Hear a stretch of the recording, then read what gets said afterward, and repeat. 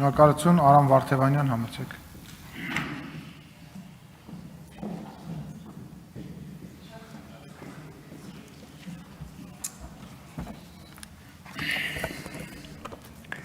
Սիրելի հայրենակիցներ,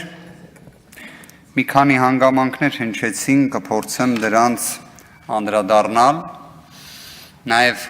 բոլոր դեպքերում ձևակերպվեց նշվածը որպես իրավական և միջազգային իրավական նշանակության հարց, հատկապես այդ կոնտեքստում կցանկանամ անդրադառնալ, խոսվում է վարչատարածքային բաժանման մասին օրենքից, և դա ներկայացնում է իբրև Արցախի հարցի բանակցությունների գործընթացի վրա և այլ հարցերի վրա իրավական նշանակություն ունեցող հանգամանք։ Հարգելիներս, վարչատարածքային բաժանման մասին օրենքը Հայաստանի Հանրապետությունում տեխնիկական բնույթի հարցերի կարգավորմանը ուղղված օրենք է։ Ես առնվազն կարծում եմ, հաշվի առնելով, որ նաև մյուս ուժի ներկայացուցիչներից կա անձ առնվազն, ով միջազգային իրավական բնույթի հարցերի վերաբերյալ պատկերացում ունի, առավել քան, օբյեկտիվորեն կասեմ, հստակ կարող է ասել, որ վարչատարածքային բաժանման մասին օրենքը միջազգային հանրային իրավունքի տիրույթում գտնվող հարցերի, ինչպիսին են ազգերի ինքնորոշման իրավունքը մի կողմից, տարածքային ամբողջականության սկզբունքը մյուս, որևէ նշանակություն չի կարող ունենալ։ Եվ ինչն է հետարքիր, 2010 թվականին ընդունված օրենքն է վկայակոչվում, որը 10 տարի երբեք օրակարգում չի եղել միջազգային իրավահարաբերությունների ընթացքում։ Առաջին անգամ նշված օրենքի մասին խոսել է հենց այսօր էլ իշխանական դիրքից հանդես եկող ուժը։ Երբևէ դա օրակարգում չի եղել, հիմա հարց առաջանում, ո՞նց է դա օրակարգում հայտնվում, ինչի համար է դա օրակարգում հայտնվում,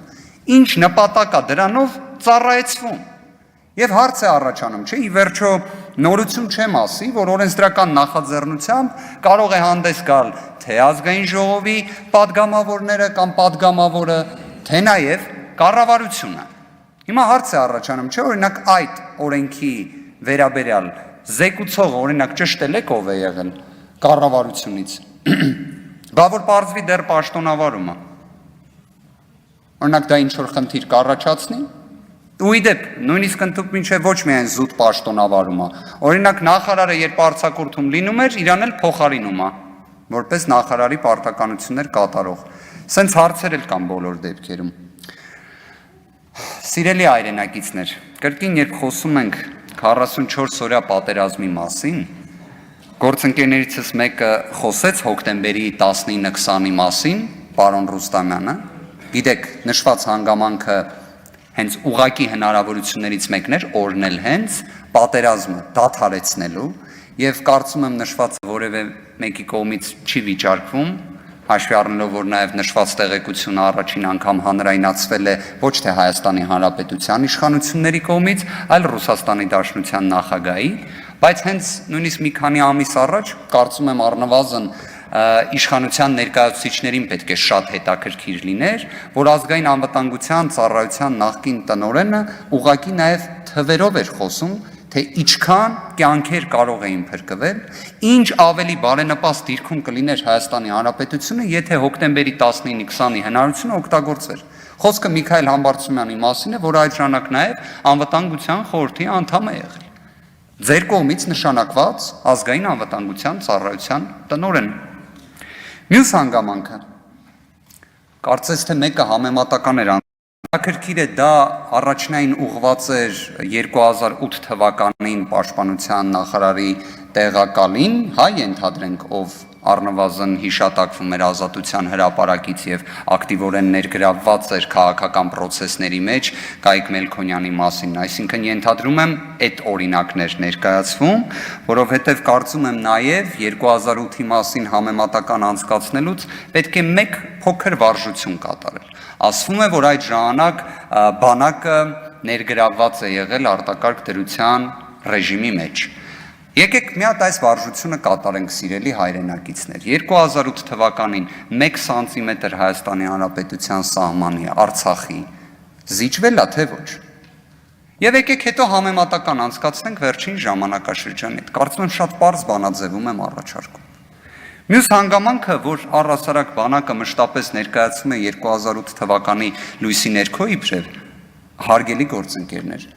2020 թվականին կորոնավիրուսային համաճարակի պայմաններում սահմանափակումները ապահովելու համար նույնիսկ ռազմական ոստիկանության ուժերն էին ներգրավել կովիդի դեմ պայքարում։ Ափսոս, պարոն Թորոսյանը ստեղ չի, որտեղ իսկական ինձ շատ հետաքրքիր կլիներ ռազմական ոստիկանության ուժերը կորոնավիրուսային համաճարակի համար ինչ հավելյալ արժեք էին ստեղծել։ Ու ի դեպ կորոնավիրուսային համաճարակի դեմ պայքարի կոնտեքստում։ Իհարկե, չեմ կարող չանդրադառնալ նաև Վահագն Ալեքսանյանի կողմից հայտնած Վահագն Ալեքսանյանի կողմից հայտնած տեղեկությանը, պարոն Օհանյանին էր ներկայացվում, իմ մոտ տրամաբանական հարց առաջացավ։ Ես կփորձեմ նաև առիթից օգտվելով այդ մշակույթը բոլոր դեպքերում կարևորել։ Եթե անձը ինչ-որ տեղեկություն է ունենում, որը առ երևույթ իր մեջ պարունակում է քրեորեն հետապնդելի արարքի տարրեր, պարտավոր է դրա մասին տեղեկացնել իրավապահ մարմիններին։ Դուք կարծես թե խոսում եք 2015 թվականին տեղի ունեցած դեպքի մասին։ Ես վստահությամբ եմ վերաբերվում ձեր հայտնածին։ Կարծես թե 16 թվականին էլ զորացրվել էիք։ Այսինքն որևէ կաշկանդվածություն, կախվածություն պետք է որ չունենայիք այլևս։ 16 թվականին հաղորդում ինչի չեք ներկայացրել։ Եկեք շարունակենք։ 16 թվականին չեք ներկայացրել, 18 թվականին ինչի չեք ներկայացրել։ Լավ, 2019 թվականին ինչի չեք ներկայացրել։ Ի վերջո իրավապահները չափազանց բծախնդիր են ձեր կողմից ներկայացված, ոչ թե անձամբ ձեր, այլ ձեր թմի ներկայացված ցանկացած հաղորդմանը։ Հիմա դուք ուզում եք, որ նման արարք, որը տեղի է ունեցել, պարտակվի, որտեղ չհայտնելով ստացվում է պարտակում եք։ Ես հույս ունեմ, որ դուք հաղորդում կներկայացնեք եւ դա կճշտվի, ու ի դեպ երբ հաղորդում եք ներկայացնում, միշտ հաշվի առեք սուտ մատնության նաեւ սպառնալիքը։ Ես կարծում եմ դրանում դուք ճիշտ կանեք, հետևողական լինեք եւ խոսք հնչեց նաեւ արդարադատության մասին, կարծես թե դուք պարոն Սիմոնյան դրա մասին խոսեցիք։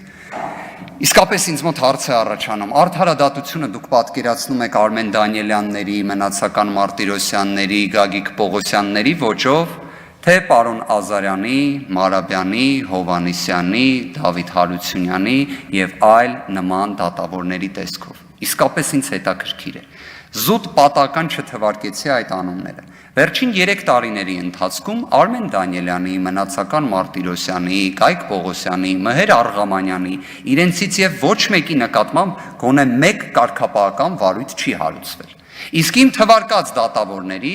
գրեթե բոլորի նկատմամբ կարգապահական վարույթներ են հարուցվում։ Հիմա հարց է առաջանում, եթե ձեր պատկերացրած արդարադատության տեսակը, որակը այդ անձինք են, ուղիղ ասեք։ Բայց ես իդեպ Մնացական Մարտիրոսյանի մասով ֆենոմենը անկեղծորեն չեմ կարողանում հասկանալ։ Ես վստահ եմ, որ ձեր թիմը միշտ խոսում էր, որ Նիկոլ Փաշինյանի նկատմամբ կայացված դատավճիռը Մնացական Մարտիրոսյանի դա քաղաքական հետապնդման դրսևորում է եղել։ Ես դա նույնիսկ լսել եմ հենց ձեր տարբեր թիմի անդամների կողմից։ Հիմա հարց է առաջանում, այդ վճիռը քաղաքական հետապնդում էր թե չէ։ Որովհետև այն, որ 3 տարի Մնացական Մարտիրոսյանի նկատմամբ նույնիսկ մեկ կարգապահական վարույթ չկա, այդ տեսակ դատավորների վերաբերյալ դուք ոչ մի կոնֆլիկտ չունեք, դա նշանակում է այդ վճիռն էլ էր ինքը ուրեմն ճիշտ կայացրել, կամ էլ չեմ կարողանում ընկալել։ Մի խոսքով, ամփոփելով կարող եմ հետևյալը ասել, որ առնվազն Իշխան Սաղաթելյանը որպես ազգային ժողովի նախագահի տեղակալ համապատասխանում է բոլոր անհրաժեշտ պահանջներին, որպեսզի կարողանա կատարի իր պարտականությունները որպես ընդդիմադիր խմբակցությունների կողմից առաջադրված ազգային ժողովի նախագահի տեղակալ, եւ ես գտնում եմ նաեւ, որ նշվածը ոչ միայն զուտ պարզապես ազատ քվեարկության տրամաբանության ներքո պետք է դիտարկվի, այլ սա նաև սահմանադրական որոշակի պարտականություն է ենթադրում։ Ազգային ժողովի նախագահի տեղակալը ընդդիմադիրների համար վերապահված է սահմանադրության ուժով հենց այդ նպատակով։ Իշխանությունը չի կարող որոշել, թե ում է ցանկանում տեսնել ազգային ժողովի փոխխոսնակի դիրքում, դրանով ստացվում է պետք է որոշի, թե ով պետք է իրեն զսպի ու հակակշռի։ Սա կլինի ուղղակի իրավական աբսուրդ։ Ես կարծում եմ մենք առնվազն այդ տիրույթում պետք է որ չլինենք։ Շնորհակալություն։